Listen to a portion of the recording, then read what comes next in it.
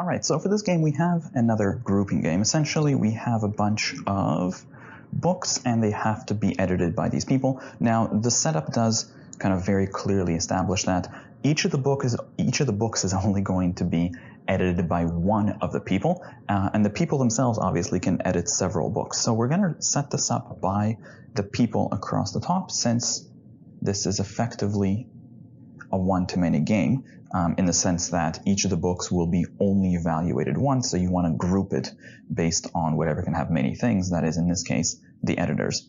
So the books themselves happen to be L, M, P, and then we have R, S, and Z, our 6.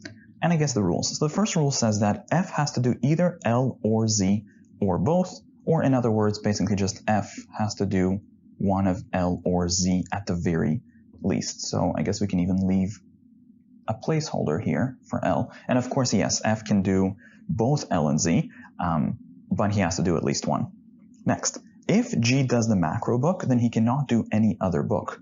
So that's kind of powerful. So if G does macro, then I guess we can say that G will only do macro. We'll kind of box it off to signify that there's not going to be anything else there. Next, H has to do exactly 2 books, so that's really good.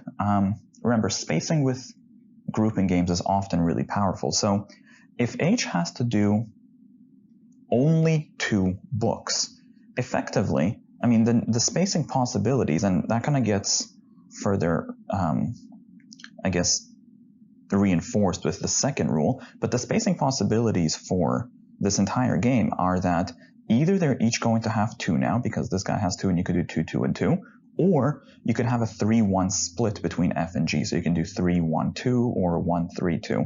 But there's really only those 2 major plays. Either we're going to have all 2s, or we're going to have a 2, 1, and a 3. Next, the next rule tells us that H cannot do macro, so that now is really getting notable. H cannot do macro. So if H can't do macro, that means that either F or G will have to do the macro. And if it's G who does the macro, then that pretty much forces only one space there, which forces a very specific situation. In fact, this might be worth exhausting based on where macro can go. Let's keep going for now, though. The editor of the psych book must also do the stats book. So we can say that P and S effectively will have to go together. And, well, I guess the PS block could go potentially into H, and that would lock out your H. Or it can go into G, but then, well, I guess naturally G would not have macro. So actually, wait a minute, if PS goes here, then macro would have to go into F. Or the PS block can go into F, in which case that would be 3 people, which is also kind of powerful as well, because then we're going to have a 3, 1, 2 setup.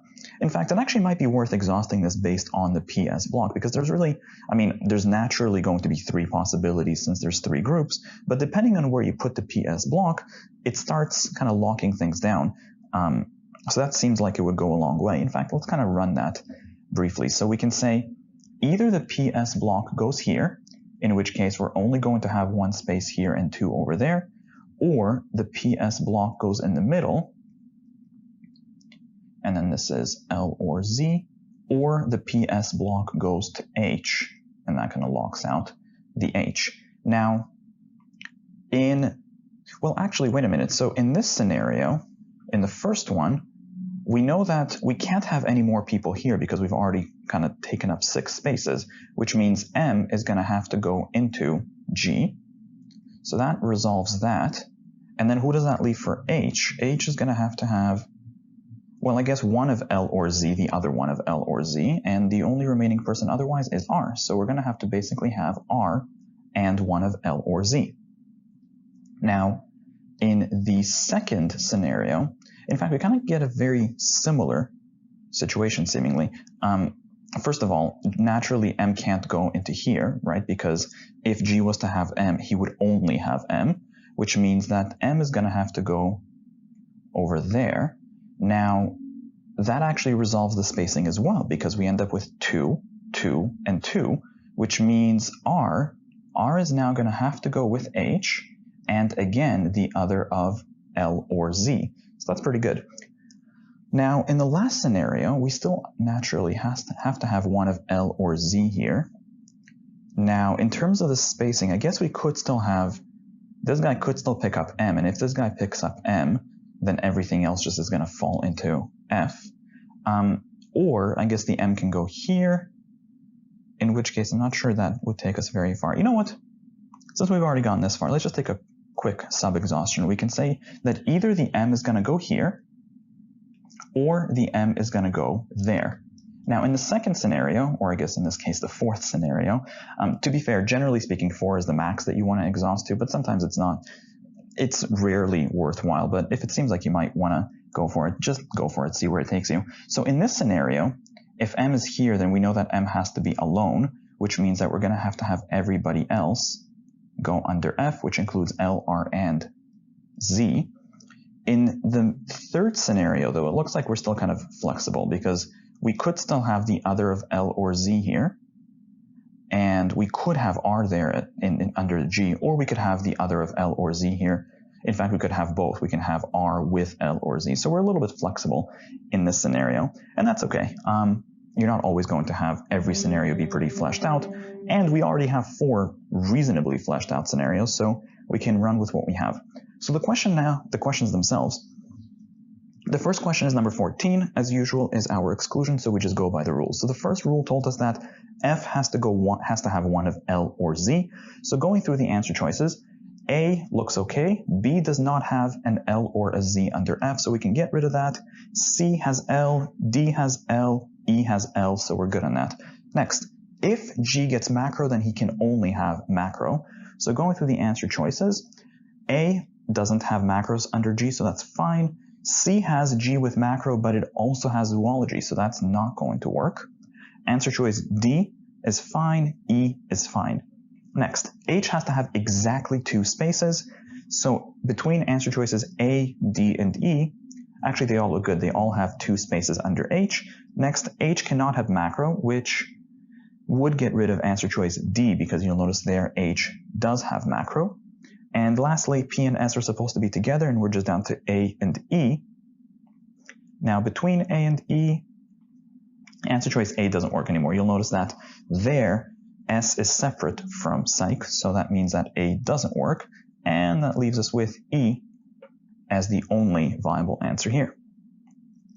Next. So from there, I guess the local question. So the first local question we have here is number 15. So number 15 says, if the Russian textbook is edited by Hendricks, then which of the following could be true? Now, actually looking at our exhaustions, if R goes to Hendricks, that pretty much forces us into one of these 2 possibilities, right? These are the only one, because here P and S are together, that's not going to work. So if R is done by Hendricks, we're stuck in one of these 2 scenarios. Maybe that's enough to answer the question. Let's see what we can do. The question asks, what could happen? So answer choice A. F does linguistics and zoology. Could F do L and Z? Well, actually no. You'll notice that in both of these scenarios, H has to do one of them. So F will definitely do one of L or Z, but the other of L or Z will always go to H, which means this wouldn't actually work. So answer choice A is out. Next, answer choice B. We have F does M and Z. Well, actually, yes, in the second scenario, that very much works. We could have M and Z there. Just in case, let's take a look at C, D, and E. C, G does L only? No, you'll notice that does not work in either of our exhaustions right now. D, G does Z only? No, that certainly does not work. H does psych? And no, H certainly cannot do psychology right now, so that gets rid of everything but answer choice B for question number 15. Next, number 16. If the zoology textbook is done by G, so if G gets the zoology textbook, so first of all, it's worth recognizing the only scenario where that's plausible, actually no, just to kind of make sure, let's just kind of run through these.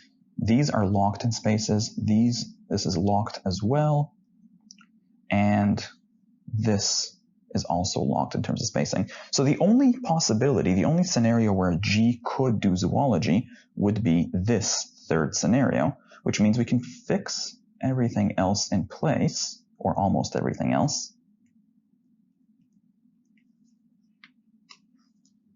Now, can we do much more than this?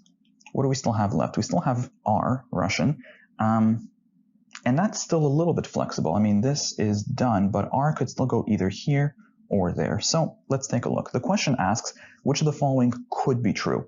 A, F does psych. Well, could F do psych? Oh, actually, no, of course not. Psych is already over there, so answer choice A is out. Next, F does Russian. Well, actually, maybe we did say R can go here or there, so answer choice B certainly seems plausible. Next, G also does macro. Well, no, macro is taken care of over there, so that's not going to work. Next, H does linguistics. Can we do H with linguistics? Well, actually, no, H is already spoken for, right? We have to have both P and S there, so that's out. And H does Russian. Could we have H doing Russian? No, this is already locked. So answer choice E is out. The best answer to question number 16 is B. Oh, actually, wait a minute. We could have made one more point here. This has to be one of L or Z, which means since Z is already here, this is actually going to be just L. Not that that really hurt us, but that's still something. Next, question number 17. If linguistics is edited by Hendricks, so if Hendricks gets linguistics, so it's worth noting that pretty much locks us into this exhaustion right here. It has to be one of these two possibilities because here it's just P and S. So in these two scenarios, it's worth kind of taking that one extra step. If linguistics goes here, that means that zoology would go there for F, but otherwise everything else would work out the same way we have here. Let's use what we have. The question asks, which of the following now must be true? A, F does macro. Well, F could do macro, but we're working with both of these scenarios. He doesn't have to. We could be in this scenario where he doesn't do macro. Next, F does stats. Well, again, he could do stats in this scenario, but he doesn't have to because in this scenario, he doesn't. G does psych. Again, he could, but he doesn't have to because this scenario is also in play. Next, H does Russian. And actually, yeah, you'll notice that in both of these scenarios, H will be doing Russian. So the best answer to question number 17 then is answer choice D. Next, number 18. Which of the following cannot be true? Well, let's take a look. Answer choice A. F does L, P, and S. Well, we kind of have our templates out. So in this scenario, that very much seems plausible. F could have done L, P, S. So that gets rid of answer choice A. Next, F does L, R, and Z. Well, here we have that possibility as well, so that seems like it could be true. That's out. Next, G does P, S, and R. Now that, you'll notice, doesn't really ever work. The only maybe possibility where that could happen is in this scenario, but in this scenario, P and S are already going to Hendricks, which means that there's no situation in which G could do all three of PSR. So that's our answer. Best answer to question number 18 is answer choice C. Just in case, let's take a look at D and E. D, Hendricks does linguistics and Russian. Could H do both L and R? Well, yes, in these two scenarios, that was very much plausible. Answer choice E, Hendricks does P and S. And in these two scenarios, that was very much plausible. So that would have either way gotten rid of D and E and still leaves us with answer choice C as the best answer here.